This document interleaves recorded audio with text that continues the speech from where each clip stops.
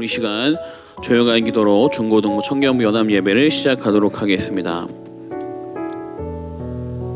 하나님 아버지, 이 시간 오늘도 우리의 마음에 하나님의 은혜를 허락하여 주시옵소서.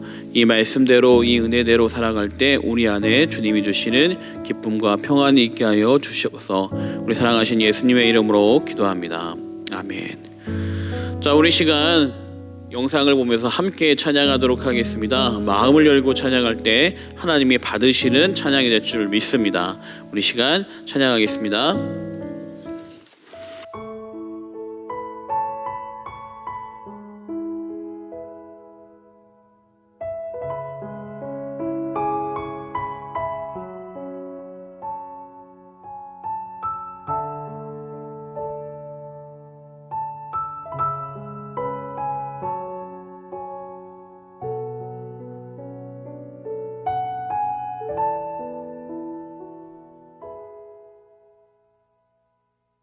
주 발 앞에 무릎 꿇고 그 사랑에 남기네. 어떤 말도 그 어떤 소리도 그 발 앞에서 잠잠해지네.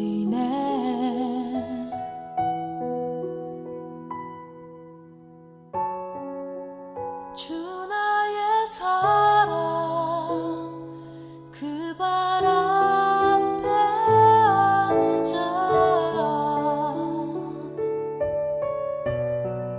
내 모든 기도는 사랑의 노래가 되네.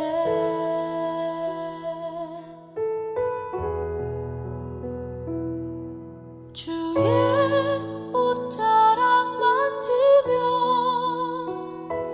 주의 두 팔을 씻기며 주님 그 발에 입 맞추며 나의 왕관을 놓으리. 주의 옷자락 만지며 주의 두 팔을 씻기며 주님 그 발에 입 맞추며 나의 왕관을 놓으리.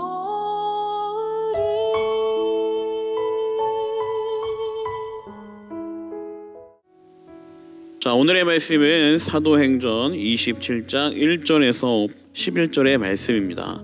우리 영상에 나와 있는 말씀을 함께 같이 읽어보도록 하겠습니다. 우리가 배를 타고 이달리아에 가기로 작정하매 바울과 다른 죄수 및 사람을 아우구스도 대의 백부장 율리오라는 사람에게 맡기니 아시아 해변 각처로 가려 하는 아드라부테노 배에 우리가 올라 항해할새 마게도냐의 데살로니가 사람 아리스다고도 함께하니라. 이튿날 시돈에 되니 율리오가 바울을 친절히 대하여 친구들에게 가서 대접받기를 허락하더니 또 거기서 우리가 떠나가다가 맞바람을 피하여 구부로 해안을 의지하고 항해하여 길리기아와 밤빌리아 바다를 건너 루기아의 무라시아에 이르러 거기서 백부장이 아달랴로 가려 하는 알렉산드리아 배를 만나 우리를 오르게 하니 배가 더디가 여러 날 만에 간신히 니도 맞은편에 이르러 풍세가 더 허락하지 아니하므로 살몬의 앞을 지나 그레데 해안을 바람막이로 항해하여 간신히 그 연안을 지나 미항이라는 곳에 이르니 라세아시아에서 가깝더라. 여러 날이 걸려 금식하니 절기가 이미 지났으므로 항해하기가 위태한지라. 바울이 그들을 권하여 말하되 여러분이여 내가 보니 이번 항해가 화물과 배만 아니라 우리 생명에도 타격과 많은 손해를 끼치리라 하되 백부장이 선장과 선주의 말을 바울의 말보다 더 믿더라. 아멘. 자, 오늘의 말씀은 사도 바울의 이야기입니다. 사도 바울이 지금 계속해서 복음을 위하여 로마로 붙들려 가고 있습니다. 참 재미있는 것은 그는 사명을 위해 로마로 가고 있는데 그의 신분은 죄인의 신분으로 끌려가는 겁니다. 어떻게 보면 참 아이러니한 것 같아요. 왜냐하면 이 사도 바울이 자기의 힘으로 아무 죄 없이 로마로 가려면 자기의 돈을 가지고 자기의 노력을 가지고 배를 타고 로마로 향해 가야 되는데 이 사도 바울이 죄인의 신분으로 붙잡혀 가니까 로마로 가는데 모든 경비가 들지 않고 자기의 노력이 아니라 군대 호위와 함께 가게 되는 거죠. 여러분 참 재미있지 않습니까? 이 당시 여행이라고 하는 것은 참 위험한 일이에요. 왜냐하면 혼자 여행을 할 때 강도를 만날 수도 있고 또 어떤 사람을 만나 속임을 당할 수도 있습니다. 그러므로 이 여행이라는 것이 얼마나 위험천만한 건지 몰라요. 게다가 멀리 가는 항해라고 한다면 더더욱 위험하죠.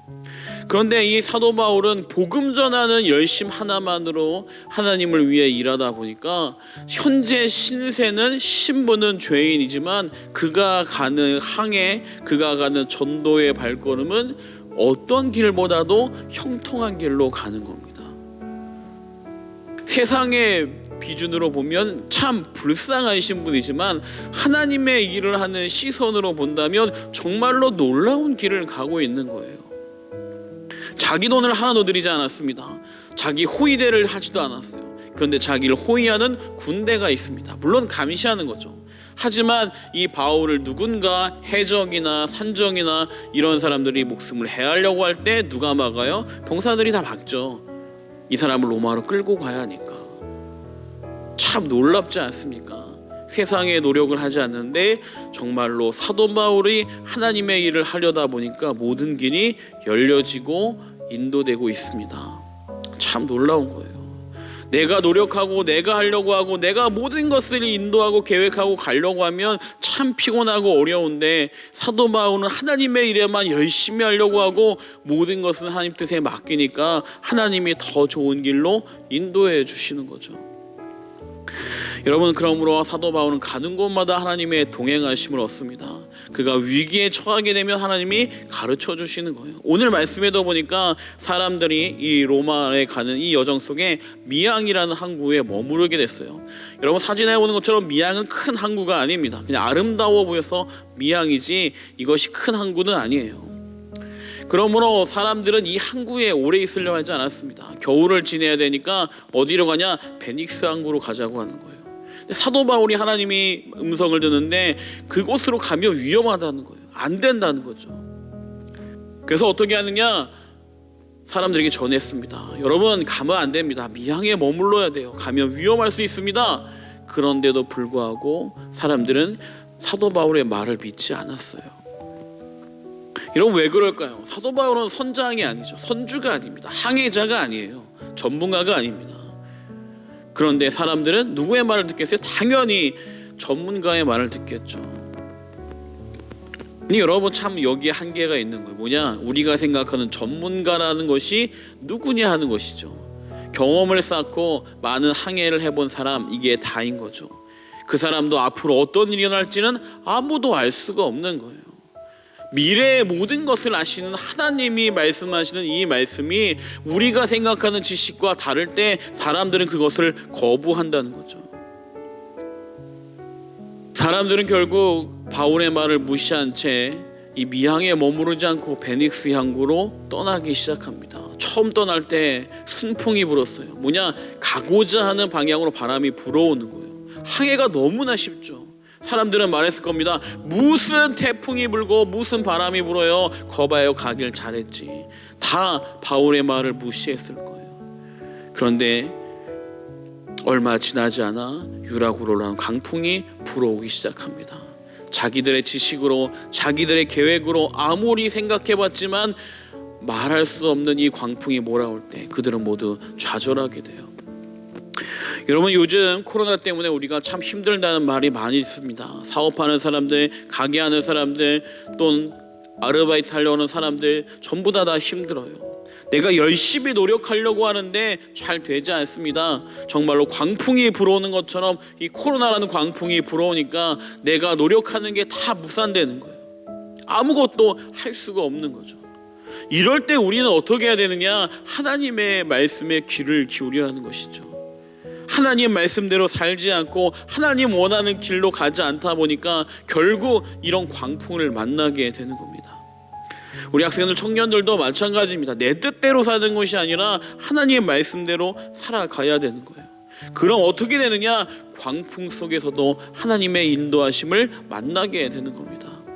하나님에게 이 사도 바울이 다시 말씀을 주십니다. 이 광풍 속에서도 너희들의 목숨을 내가 보존하리라. 배가 부서지는 한이 있지만 아무도 죽는 일이 없습니다. 왜 그렇습니까? 하나님의 말씀이 그들을 보호하셨기 때문에 그렇죠. 여러분, 광풍 속에서도 하나님의 인도함을 받는 사람이 있습니다. 그런데 평온한 길에서도 하나님의 인도함을 뿌리치고 일부러 광풍성으로 들어가는 사람들이 있습니다. 왜 그럴까요? 세상 사람들은 하나님의 말씀을 거부하기 때문에 그렇죠. 세상 사람들만이 아니라 우리들도 마찬가지입니다. 말씀대로 살지 않고 말씀을 거부하고 살아가면 결국 내 뜻대로 살아가다가 원하지 않는 광풍을 만나게 됩니다. 그러나 미련해 보이는 길이라 할지라도, 답답한 미양이라는 길로 간다 할지라도 하나님의 말씀을 붙들면 그것이 생명의 길인 것이죠. 여러분, 이 시간도 하나님의 말씀을 붙드는 우리 청년들, 학생들 되길 바랍니다. 지금 시험이 끝나서 이제 고3이 이제 대학교 진학을 하려고 고민하는 친구들도 있을 텐데, 또한 지금 학생들 중에서는, 청년들 중에서는 어떤 길로 가야 할지 고민하는 청년들도 있을 겁니다. 이 코로나 때 어떤 것을 해야 될까 막막한 청년들도 있을 수 있습니다. 또한 학생들도 답답한 학생들이 있을 수 있습니다. 그럴 때 무엇을 해야 되느냐? 우리는 말씀을 봐야 합니다. 하나님의 말씀을 보고 하나님이 어떤 길로 인도하길 원하시는지를 귀를 기울여야 합니다. 목사님, 저는 아무리 말씀 보고 기도해도 하나님 음성이 들리지 않아요. 왜 그럴까요? 한 번도 하나님 말씀에 귀 기울여보는 삶을 살아보지 않아서 그렇죠. 여러분들, 이 시간 말씀을 붙들고 기도하고 하나님에게 이렇게 기도하시기 바랍니다. 하나님, 저의 길을 인도하여 주시옵소서. 내 뜻이 아니라, 내 인생이 아니라, 내 방법이 아니라 하나님의 말씀을 듣고 인도함을 받길 원합니다. 우둔한 로마 사람들처럼 걸어가는 것이 아니라 정말로 지혜로운 바울처럼 하나님의 말씀에 귀를 기울이기 원합니다. 기도해 보세요. 하나님이 여러분들 마음에 감동을 주시기 시작할 겁니다. 그럴 때 중요한 것은 무엇이냐? 세상의 이치를 따르는 것이 아니라 하나님의 말씀을 붙잡는 겁니다. 그러면 하나님이 여러분들에게 놀라운 길로 인도해 주실 거예요. 세상의 방법과는 하나님의 길은 놀랍게 다른 길로 연결됩니다. 그런 것을 저는 너무나 많이 보았습니다. 여러분들의 인생도 이것을 체험해서 하나님 정말 살아계십니다, 하나님 뜻대로 순종하면 놀라운 일들이 만납니다 라고 간증할 수 있는 우리 학생들, 청년들 되길 바랍니다. 이 시간 기도하겠습니다.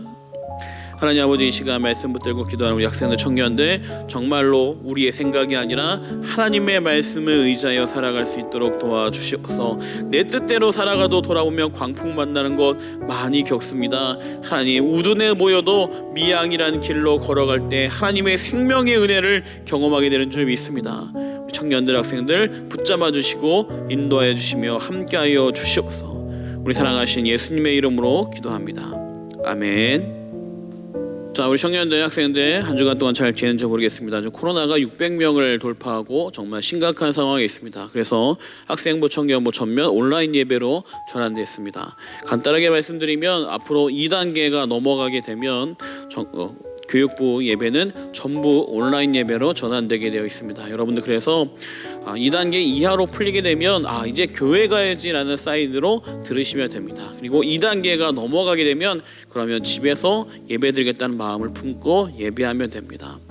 그리고 우리 학생들 어떻게든지 청년들 함께 이 코로나가 속히 끝나서 함께 나와 예배할 수 있게 해달라고 기도해 주시면 좋겠습니다. 왜냐하면 온라인 예배도 안 드리는 것보다는 좋지만 예배라는 것은 보는 것이 아닙니다. 나의 헌신을 드리는 게 예배예요.